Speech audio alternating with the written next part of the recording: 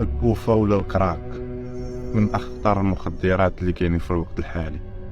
البوفا أو ما يعرف بالكراك عالميا هو أحد أخطر أنواع المخدرات التي تنتشر بسرعة بين الشباب في المغرب.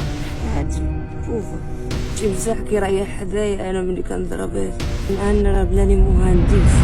المخدر البوفا الحياة تقدر تكون هادية، ولكن في بعض الأوقات كتاخد منعطفات مكنشوفوهاش تماما بحال العاصفة اللي كتجي مع البوفا، كتشتت كلشي اللي قدام. بزاف ديال الشباب كيكون عندهم أحلام، آمال في المستقبل، خدمة، عائلة، وليدات، ولكن كيدخل مخدر البوفا في حياتهم كيخليها بالدمار مورا.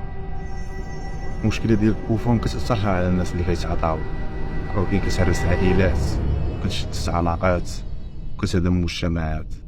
وكما كتعرفوا البوفا كتهدد الصحة ديال الإنسان الجسدية والعقلية. الواحد باش يتملى بها كيحصل في واحد الدوامة صعيب يخرج منها، ولكن دائما كاين الأمان، والخروج من دوامة الإدمان ممكن.